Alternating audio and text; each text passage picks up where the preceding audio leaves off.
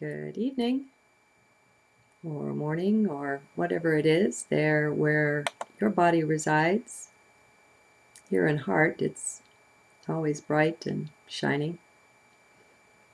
Okay, decided to be comfortable for this one. And this is the third of 4 from 9/11/09 that I'm going to record, but I think I'll chat a while before I do. This one is called The Power of Questions. Now, we go through practices as we're inspired to do so. We pursue teachers as we're inspired to do so, inspired from heart to go that way. And it's fine and it's wonderful and it's as good as it gets, as long as we're called to do that. This is back in a time when I would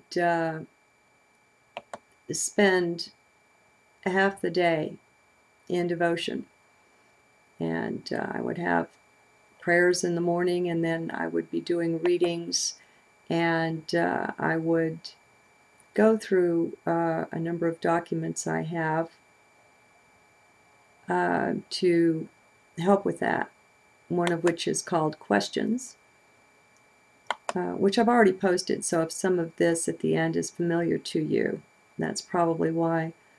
And then I would journal. And so that was what that time was all about.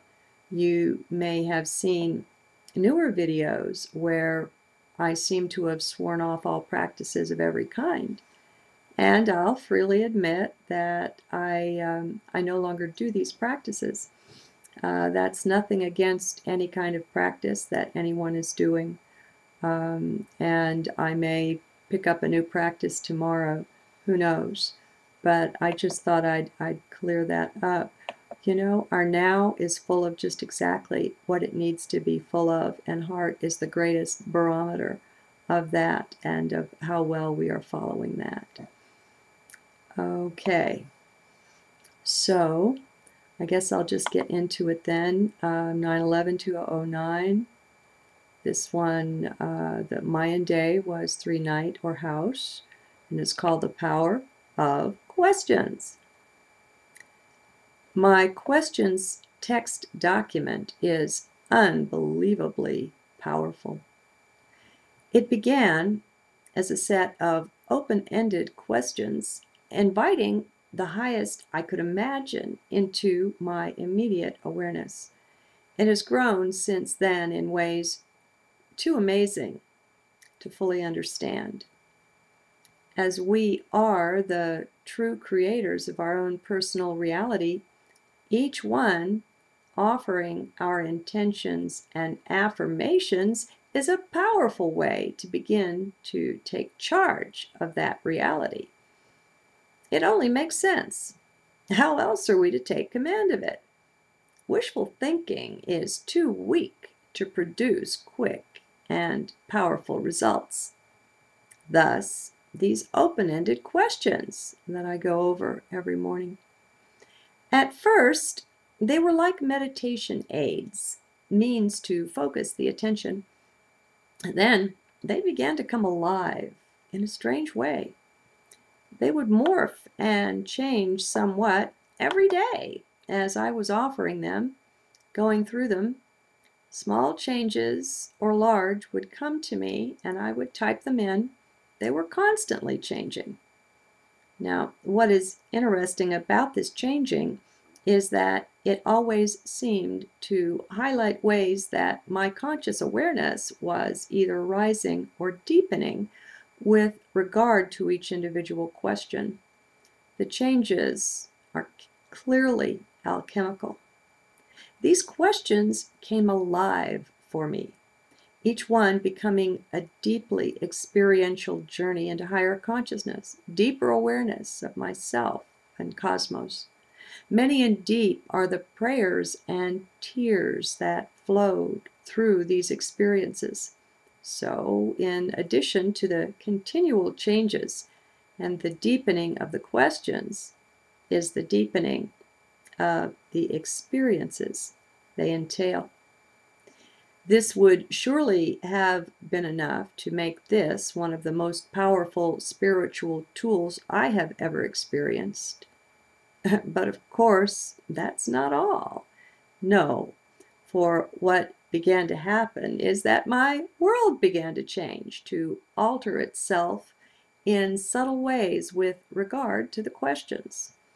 I began to see answers coming in and to see the precipitation of what was requested in the questions. So, though this is a very personal alchemical work I am engaged in, I would like to offer it here in skeletal form, without all my notes about how things are coming true, as an example for others who may want to try this and to create their own personal set of questions.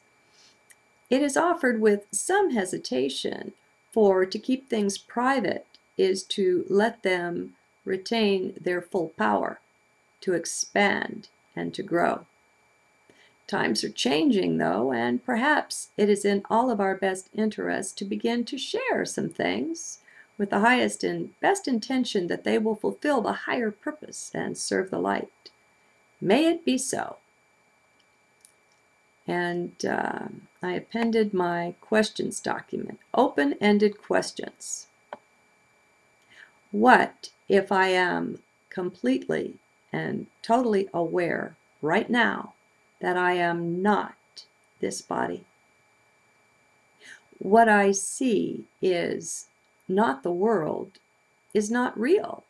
It is all the field, vibrational potential, and all things seen are merely vibrations arising. Parenthetically, I have a Nisargadatta quote. There are no persons, only threads of memories and habits. What is this like? How does it feel? I am a radiant sphere of brilliant rainbow light, one in immediacy with all life. I contain in and as love, Gaia, Ra, and the solar system at a minimum. What is it like to share I amness with the solar system? And that's the first question. I mean, you can see initially it was simple. Initially it started out, what if I am completely and totally aware right now that I am not the body? And it grew from there. Okay. What if I could perceive the magical field and see these bodies rising up from it as vibration, as light manifesting here and now? Even Gaia herself is vibration rising up, bubbling into manifest action.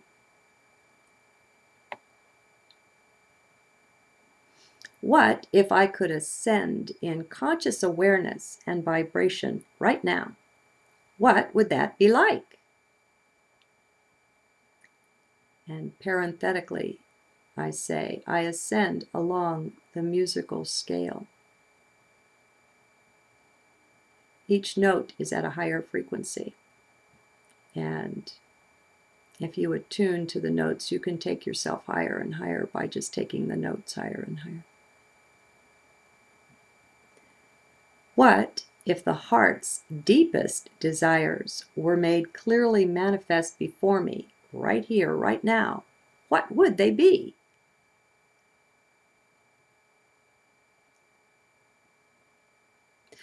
What if the Syrian High Council and I were fully one, in full union right now? What would that be like, feel like, bless like?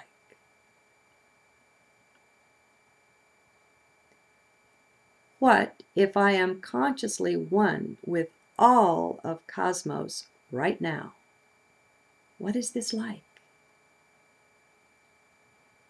And then I have some parenthetical comments. I say, this can change one. One will not remain the same after. And another parenthetical comment. I start this with the solar system, expanding out from there. So I start, I said one with cosmos. Well, I start with the solar system, and then I expand into the galaxy, and then the universe, and so on and so on. Lately, it is amazing how the solar system seems to feel like the self, really the self. And then I dated that, 9/6 of 09.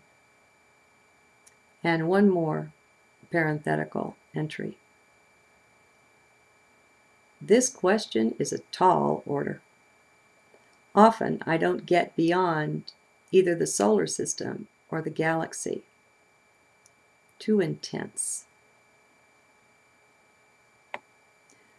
Okay, next question. What if everyone, including all crystal beings and all elemental beings, were inspired and enabled to perceive and love and be the crystals as I do?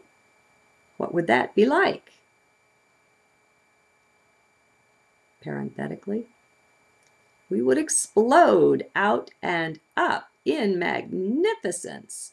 We would break through into the higher dimensions on the power and as the love of this God vision. What if we, as the crystals, are enabled and empowered to inspire this upon one and all who are willing, of course? What is that like?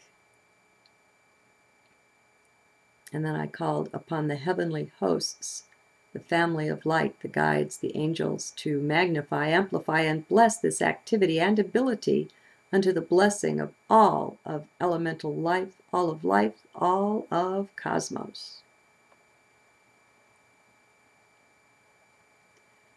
What would it be like to be aware of my simultaneous existence in all incarnations right now, across all supposed boundaries and barriers? What does this feel like? Look like? And I have some parenthetic notes. I say to myself, remember, they are not all human. In another one I say, in the circle of the Hopi I stand. The boundaries and barriers come crashing down as I dance all about in my many, manifold, multiple, magnificent, marvelous shapes and sizes, colors and configurations. I have a laughter symbol. I have full access to all lifetimes right now, and I call forth the most beneficial, the best, the finest, and the most useful of the experiences and of the DNA into this dear beloved body now to serve the higher purpose. And I say to you, why not? All right, what would it be like to be aware of my simultaneous existence across and in multiple dimensions right now? Across all supposed boundaries and barriers. What does this feel like? To be this I that I really am. I am fully knowledgeable and connected, I say parenthetically. All right. What would it be like to be deeply centered in the secret chamber of the heart, in the threefold flame there, bathed in the beautiful gold and pink radiance, centered in total union in the will, wisdom, and love of God right now? What does this feel like? Parenthetically, this is a direct connect to who I am. What is the best blessing that can come from the divine through this body form for Terra, for Earth, and for all life right now? What does that look like, feel like, act like, bless like? Parenthetically, all love to Terra and all life, always, at all times, right now. And then the last one has to do with the DNA. My understanding is that though many children are being born now with the third strand already in place, in the Patricia Corey books, the Syrian Revelations, the Syrian High Council explains that the DNA restores itself in threes. We get the third strand, and that is really, really huge. I mean, that's a big deal. And then next, we don't get 4 strands. The next thing that comes is 6. And then next 9, and then next 12. And so that's what's behind this last meditation question.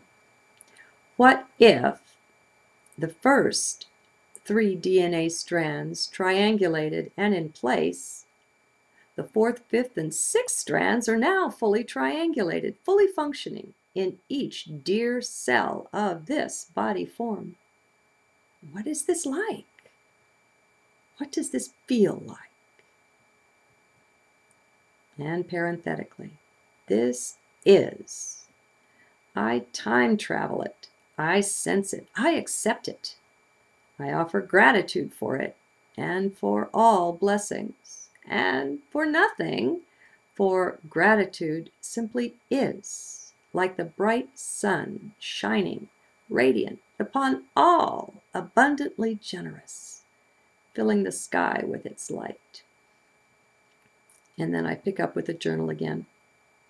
These are not offered to be picked up and used as is, but rather to excite and inspire the creativity within each one, to come up with those heartfelt questions to help raise and expand one's awareness.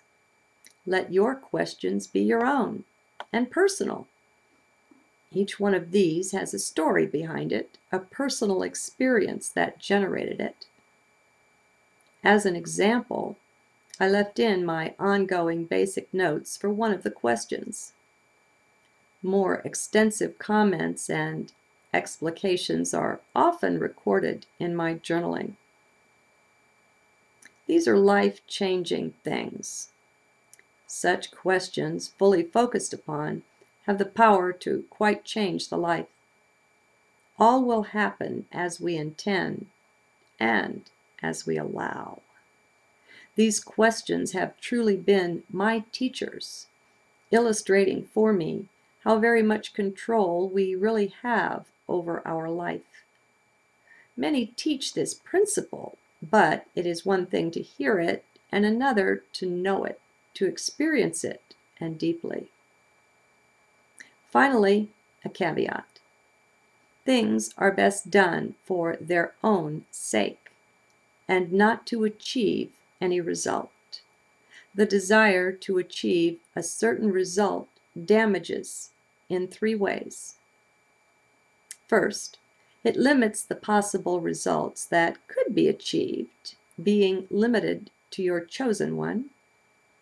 Second, it violates the sanctity of the very thing one is doing. For if a thing is worth doing, it is worth doing for its own sake. And third, it illustrates the difference between being in the now or being in the future, not fully present in the now. A word to the wise is sufficient. Okay. Thank you very much. See you again soon.